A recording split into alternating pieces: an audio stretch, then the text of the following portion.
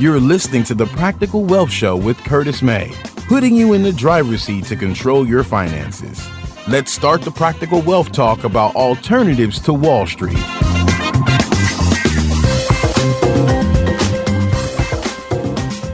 All right. Hey, welcome to another episode of the Practical Wealth Show. And so I'm excited to bring you a great show. So the title of this show today is, so as we talk about our formula, the Money for Life formula, get money, bank it, borrow it, spend it, repay it. So today we're going to talk about get another way of getting money. So the title of this show is Creating Cash Flow with Note Investing. All right.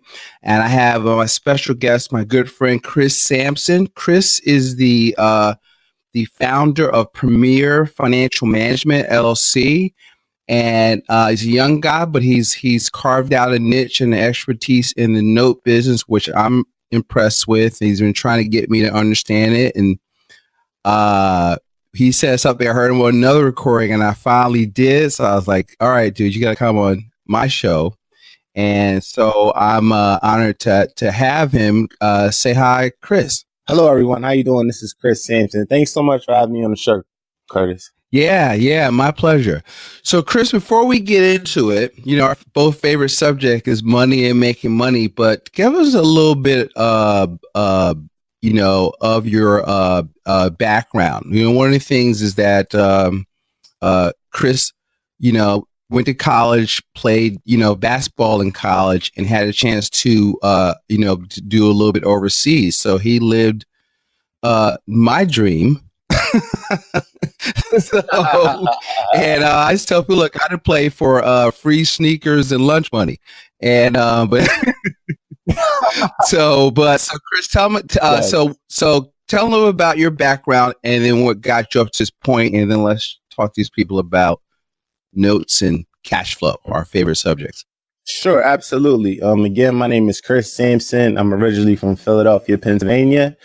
I'm a former professional overseas basketball player who's now diverted his attention onto business. During my playing days, I lived and played in 3 countries before. I've lived in Spain, Portugal, and Estonia over a span of 2 years. It was a great experience. I got a chance to meet new people, new culture, and just see a different way of life. I had some injuries that had actually derailed my career. And then I had to kind of come back to square one when I came back to the States. I really didn't have any type of plan or course of action on what to do next. So I entered the workforce, worked for a couple Fortune 500 companies. I worked for a couple big banks, but I just realized that I had more of an entrepreneurial spirit. So I acted upon that. I went out on faith. And that actually took on a couple of self-employment opportunities. I started a couple independent businesses on my own and, kind of took that leap of faith and went on to that. But I noticed that in doing that, when I was doing those businesses, I liked what I did, but I didn't love it. So I always knew that I always had a passion for real estate, which I thought was real estate initially, but it actually spurred into note investing. I was going to plenty conferences, a lot of seminars, just to find out, how to get into the space. And like I said, initially I was looking for real estate, stumbled upon note investing, found a mentor who was actually in the space. He's a veteran in the note investing space. He kind of took me under his wing, showed me the business, and it's been history ever since. So I'm very gracious for that.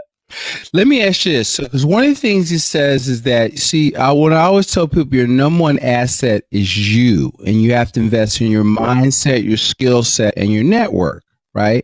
And so how many conferences and money would you say you invested in your education after you got out of school on just learning this space? I would say countless amount of seminars and conferences. I can't even count them on my hand.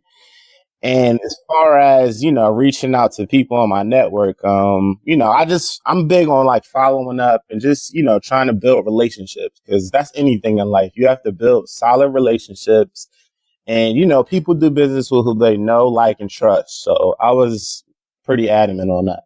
Right. And I think, even your mentor, that the meeting your mentor or mentors and meeting people, other investors at the conferences. Yes, you're definitely a mentor, man. You put me onto a lot with finance, especially with insurance. That's kind of how I bought my first note. I actually used permanent whole life insurance. I borrowed against my policy and bought an asset, a cash loan asset at that, and it just spurred. And so I thank you for that, man. I appreciate it. Oh, yeah, my pleasure. That's the name of the game. See, folks, it's you got to have savings, right? And so you got to save money. So we believe the best place to store cash is permanent insurance.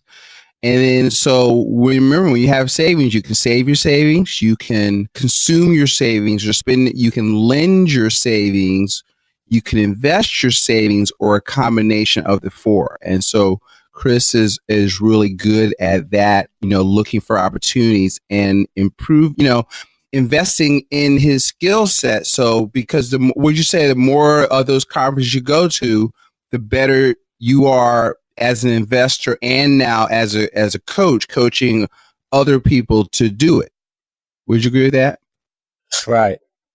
I agree. And also, for you also taught me about the 4 asset classes, man. That always stuck in my head. You always should, know business, real estate, paper, and commodities. And notes, that's a paper asset. That's a paper asset. Yeah. And so what we're going to do is we're going to talk about paper today. So, Chris, what is a note? You had a really a good explanation of that to help me, the light bulbs go on in my head, because you said everybody's in the note business. Right. Everyone is in the note business. It's just majority of the times we're in front of the cash register instead of being behind it. We're always on the paying end. Yes. Right. But in regards to note investing, it's simply buying an existing mortgage that was originated by a bank. There's actually 2 types of mortgages that you could buy. You could either buy non-performing mortgage notes, or you could buy performing. Non-performing means that the borrower is not actually paying their mortgage note. Normally, a life event has normally happened in their life. They've had a death in the family, a disability, a health issue, or a job loss. And then you also have performing, which the borrower is paying. Like I like to invest in non-performing. Reason being is because you can normally buy those at a steep discount and work your exit strategy. So work exit strategies. Let me clarify that. So they're trying to assist the borrower. Okay. So performing, since they're paying the mortgage, they cost a little bit more. But if you are willing to, so non-performing, would you say you got to, through various means, get a hold of the people and, make them offers to see if they're, can start paying again? Right. So I myself, I work with a third-party service called a loan servicer. They actually help you manage the loan. They handle any accounting issues. Accounting size, also administrative stuff, and basically contact the borrower on my end so I can leverage my business a little better. And I basically manage my servicer. So you're not on the phone making collection calls? No, sir. No, sir. Okay. See, Chris is an entrepreneur. See, entrepreneurs, create situations to get other people to do the work. So then I just try to find out, what does the borrower want to do? Do they want to stay in their home, or do they want to leave? And we assist them in either way. Either we can help them to restructure their mortgage payments to make it more affordable, or we can help them liquidate the property. Either way, on our side as being the bank, it's a win-win. So I like that aspect of it. So yeah, for them, for the client, because you're helping them to solve a problem. You can, get them performing, which improves their credit, helps them stay in their house. Now, do you buy? I know there's first and there's seconds. I know you have a preference. Which one do you like? My preference is first. When you invest in first position lien mortgages, you're mainly your recourse is the property, but when you invest in seconds, you're mainly looking at the borrower to rehab the borrower. I like my recourse being the property. So first, meaning that there's nobody, you are the bank. There's nobody between you and the property. You're not behind somebody else, another. So for example, there's a first mortgage, the mortgage, and some people do like a home equity line of credit or a second mortgage. You still could not get paid because the first mortgage comes first. Right. Well, in certain instances, like taxes and HOA liens actually precede first mortgages, but after that, So is then it goes there first, second, risk? Let's and talk so about on. risk for a sec. There's always some risk, but you like it because you can mitigate your risk to close to zero as possible. The main thing the reason why I like note investing is because you have a sense of collateral. Like I said, you have an asset, which is the note, and the note just simply means a promise to pay. So short for promissory note. Then you also have the mortgage. The mortgage actually pledges the property as security for the loan. And with those two documents, that makes it secure. So that's the reason why I like it, is because you have collateral attached to it. You have, something that you can actually recoup your investment with. So if their toilet breaks at 3 a.m, they don't call you. That's not your problem. That's right. I take the position in JP Morgan, Wells Fargo per se. I'm becoming the bank. Correct. Absolutely. For example, if I have to use an exit strategy like foreclosure and I take the property back, I then take my note investor hat off and put on my real estate investor hat and, exit the property that way. So. But I would say you're still in the real estate business, but you're just because there's different players in the game. So see, what is interesting about this, and I'm starting to understand, he's buying the paper. So the note is the asset. Simply put, I'm not actually buying the property, but I'm buying the debt on the property. What would you say mentally the difference between, say, a real estate investor and a note investor? Do you think you think differently as the bank? Absolutely. I would say from that aspect of it and being the bank, I like to control real estate instead of owning it. Mm-hmm. Basically, when you own property, you also own the other associated problems with it. It's not necessarily a problem, but things that I don't like to do per se, like you have to deal with sometimes the 4 T's, which is tenants, toilets, trash, and termites. As a note investor, you really don't deal with that per se. Mm-hmm. So, and that's sure why notes are your preferred asset class. Right. I like to control real estate because actually the paper controls the property. I mean, it controls the interest rate, the repayment terms, the repensable amount.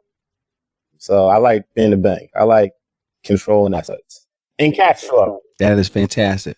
Here's a mentor told me, I had Kim Butler on the show. I think I had Jimmy Vreeland on the show, and we talked about that you can't eat equity, right? You can't eat net worth. You live on cash flow. That's right.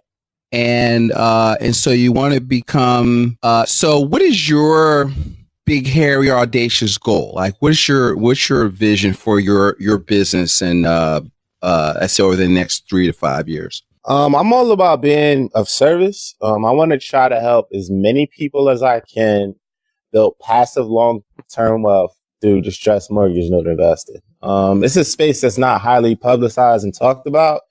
And I have a biased opinion. I think it's the best investment in the world, again, because you have an asset that's secured by real estate, which is collateral. So it's kind of like, if you know what you're doing and you put the right proper steps in place, you have a high chance of being successful. So how would somebody get started in that space? It would always confuse me. I remember I went to a local meeting up here. We talked about this, right? And people were, and this wasn't like a training. This was just a meetup of people that were doing it, passing notes back and forth, talk about how it was. And I was, for the first half hour, I was lost. They were talking about, matter of fact, I want you to go over this first. Talk about yield. So what are the yields and how does one, I had to figure out the terminology. So there was somebody saying, well, the yield on this note was like 20%, based upon their cash flow. And I was lost as to how you determine that. And then he broke down the deal for me. And then I was like, oh, wow, that's awesome. Can you talk about that for a little? Well, the yields vary across the asset class. But like I said, the main reason for me why I like notes is because of the multiple exit strategies that you could use. There's actually several that come to mind for me. You could either sell the note, you can get the borrower to refinance, you could do a cash for keys, which means that you basically give the borrower cash to leave. You have to get an attorney involved to generate a document like that. Also, a deed in lieu, which means to voluntarily sign a property over. You could do a short sale. You get them to take less than what's owed. You could do a loan modification where you could try to restructure their mortgage payments and make it more affordable, or forbearance. And last resort, you could foreclose, which is basically what I try not to do. I want to keep the borrower in the home, but that's the last recourse if they don't want to cooperate. That's the worst case. Worst case is that you get a property. Right. But just to give you, answer your question on yield. So say, for example, if somebody owes $100,000 in their mortgage, right?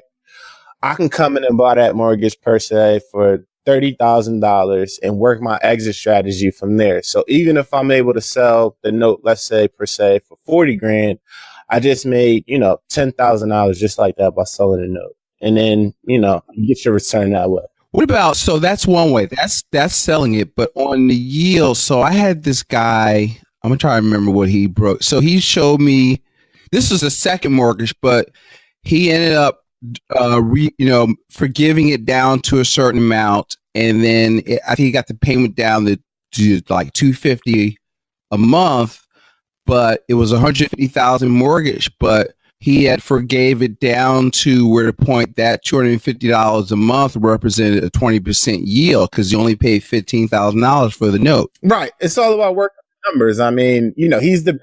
He has control over, basically how, he can restructure the payments per se.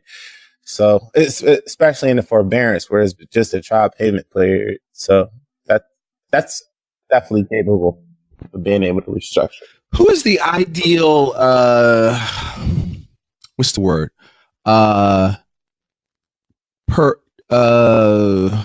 guess person that should be considering, if there is one, note investing. I know you help people do this. So who do you like? Who can you help with this stuff? If, let's say they're hearing you and they don't know where to get started, but they want a partner, they want a mentor to help them get started. I actually do partner with people on deals. I do joint venture partnerships where it's kind of like a profit split. But I would say, I guess, two people who come to mind as like, qualified individual is an accredited investor, which I'm pretty sure you're familiar with that term, and also self-directed IRA investors. Those are like two people who come to mind. Okay.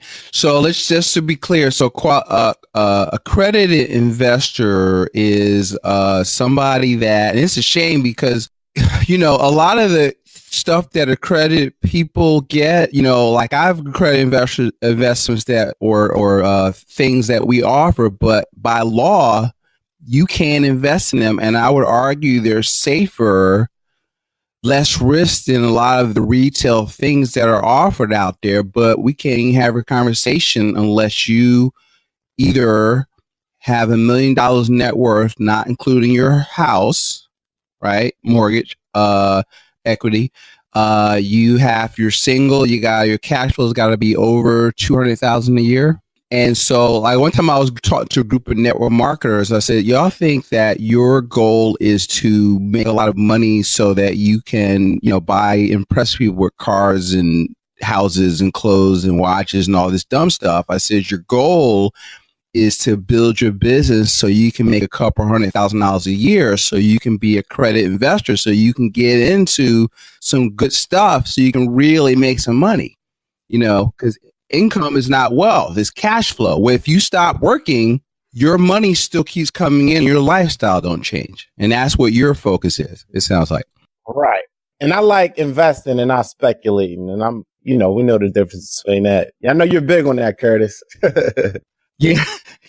I tell people, and I always I have no original thoughts, right? So you tell me your feeling on your how you define this, but I will say, look, Warren Buffett says has two rules, right? Don't lose money. Right.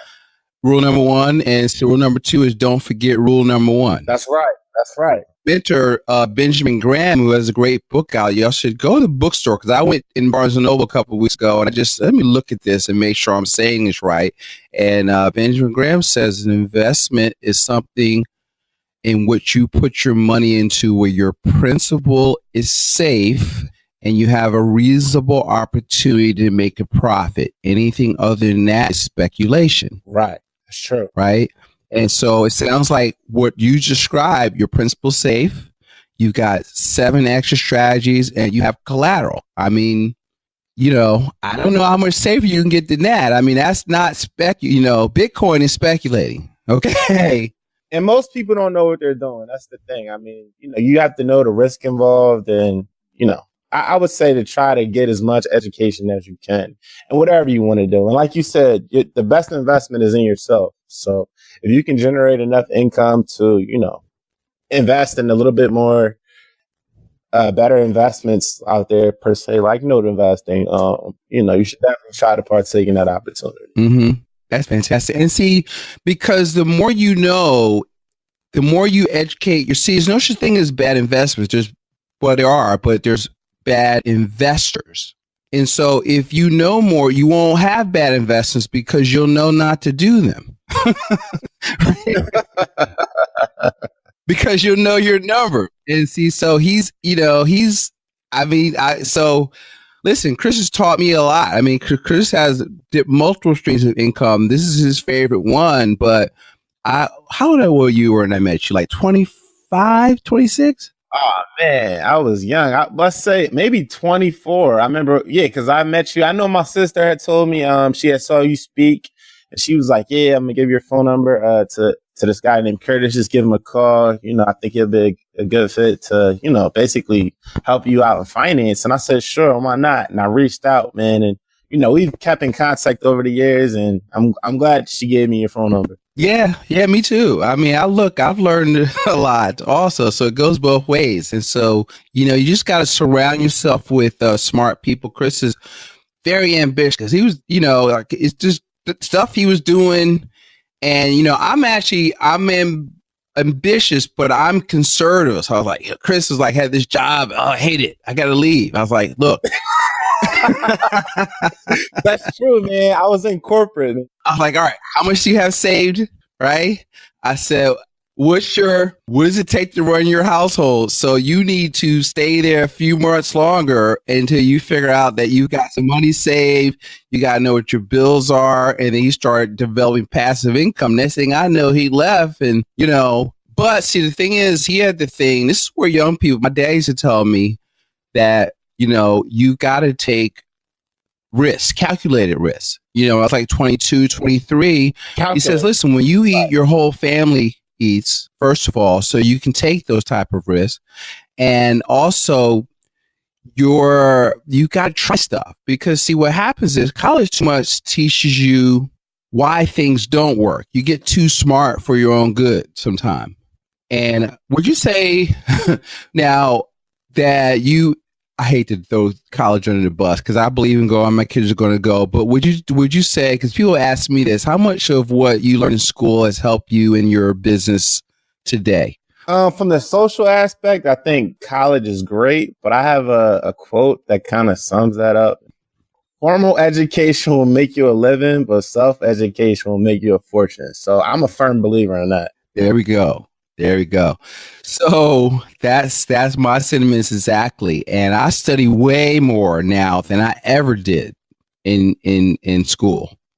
And I was a business major, and I realized it's just I learned more actually from my father, who told me from the time I was 7, you never make any money, work for somebody else. So I never wanted a job. That was not a good thing in my household. And so it was a funny thing. So I kind of grew up with rich dad. So I was blessed. I didn't know, what happened was I didn't know about the 4 asset classes. So, you got to be in more than one. Like we were in business, but we didn't, business goes up and down. So you got diversified. So you have that passive income. So if your revenue from your businesses or the economy changes, you still are have things going on. And that was the mistake we make that I'm trying to make sure I don't follow in those footsteps. And so learning, you made me a believer. So we have to talk offline about how Curtis can get into the note business. And what would you say that as we close down, the what kind of capital would you say somebody, I know it's various amounts, there's no maximum, but is there a minimum of capital they need to have to start in your mind? Like I said, like you had it perfect. Notes kind of vary as far as prices, but I would say to buy a good quality asset, if you at least have 20,000 and at least 25,000 to deploy, that would be great. But the only thing is, in regards to notes, I mean, the biggest thing I always like to warn people is that you know what you're doing, you do thorough due diligence, and you always try to buy in an area that's either rentable or sellable. Because if you have to take back that property, you have to be willing to own it, and you want to own it in like a Class D neighborhood, kind of like a war zone area. You want to try and be in a good neighborhood, B and C, somewhere around that area. Okay, sure, that's a good point. And so a lot of y'all, just to show you where you can find money, if you've got money in old, let's say, I run into a lot of people that have left a job and they have money in 401ks they haven't rolled over, or an IRA just sitting in the bank or something like that. You could create for yourself a nice cash flow in a safe asset. With that, if you recognize that, one of the things that we're big on, we set up self-directed IRAs, and then from that, now you can look at things like this, like notes, like whatever. There's a lot of to get into that, because what I find is that a lot of people, most of their capital they have, where they have $25,000, $30,000, $50,000, is in qualified money. You know what I mean? So you start where you are, and but if you're a business owner listening to this, then you grow your businesses, you save money. Then okay, look, how can I put my money into another asset class? Because if you're listening to this, you want to reach out to Chris, because see, even business owners, see, income is not wealth, right? And so income can stop. So your goal is to, like, if I work with a business owner, my goal is to help them become economically independent, even independent from the business. So if you can make your cash flow match your expenses before your business revenue, see, you're relaxed now. You know what I mean? And everything you do is running up the score, so to speak. That's right. You're financially free. Once your income exceeds your expenses, you're financially free.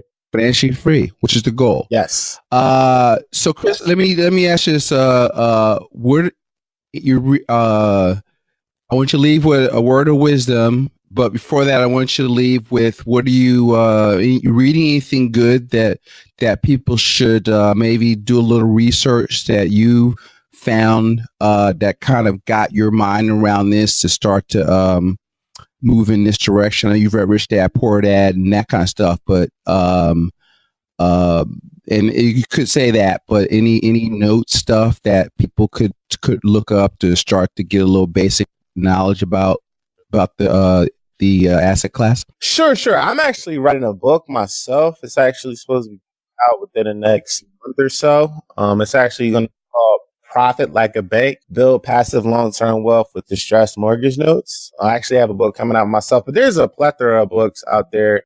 So when is it coming out? I'm pushing for, let's say, mid-June, but that's my target date right now for it. It's going mainly through the editing phase, and I have some stuff that I have to, tighten up on my end as well, but I'm pushing for mid-June. Okay. All right. And so outside of Chris's book that we're going to look for, and then when it comes back out, we're going to have him back on to talk about his book. What else would you say would be a good place for people to start to mentally get ready? In the note business, I did read a really good book. It's called Invest in Debt. I believe it's by Jimmy Napier. It's a really good book. And so as far as some books that I'm reading, I'm currently reading The Secrets of the Millionaire Mind by T. Harv Eker. That's a really great book. And our very own, we should say, Kim Butler. I'm actually reading her book, Live Your Life Insurance. I became fond of her when I went to the Prosperity Economics Summit last year. And I learned a wealth of information and knowledge from that. And I was very gracious for you telling me about that, because it was a big eye opener about finance. Yeah, see, so now I had to twist his arm. I've got him to go to 2 workshops. So now I think I have enough credibility. So if I say, Chris, we should go here. Absolutely. He will.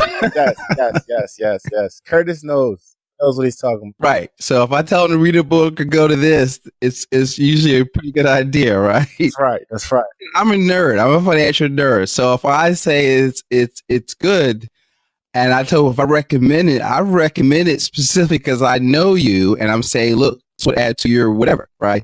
And I knew how ambitious Chris was, and I said, look, you just gotta.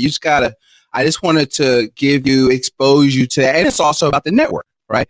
That you can create with a lot of brilliant people. You just got to surround yourself. We got a chance to, because you were there this summer. We spent 3 days with Tom Wheelwright was up there. Oh my gosh, yes, he's a wealth of information. Yes. You know what I mean? And I got a chance to, talk to him for over the 3 days, like an hour over dinner. Just boom, all these brilliant tax strategies. If you know, Tom Wheelwright, Tax-Free Wealth, Robert Kiyosaki's accountant or CPA. And so that which we may have on in the near future also. So listen, I want to bring this episode to a close. Chris, I thank you so much. So Chris, leave them with a couple of words of wisdom as we close out, maybe another favorite quote or, something like that. I would say to adopt a mindset of abundance and not scarcity, because to have abundance, you basically have to adopt that mindset. So, think from a prosperous mindset. That's what I would have to say. All right. And that's the first principle of the prosperity economics thing. Think, right? That's right. And see, if you're going to be, and think big. So if you're going to be thinking anyway, you might as well think big, right?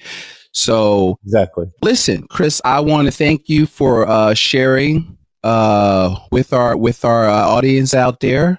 And we look forward to have you back again when your books comes out. So how would they find out more about what you're doing? Absolutely. I have a website. It's www.pfmwealth.com. That's my main website, my company website. I'm also accessible via email, which is my name, chris@pfmwealth.com. And you can also find me on Facebook through my name. People contact me through there as well. All right. That sounds good. So we'll have that in the show notes. And guys, thank you. Go out there and have a prosperous week. And we will talk to you next time. Thank you for listening to the Practical Wealth Show. For Chris Sampson, this is Curtis May. And we are out. Thank you. Take care.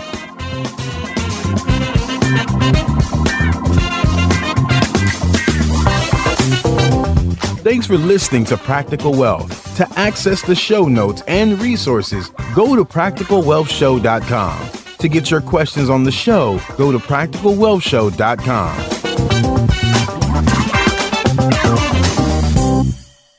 This show is for entertainment purposes only. Before you make any investment decisions, consult a professional. This show is copyrighted by Practical Wealth. Written permission must be granted before syndication or rebroadcasting.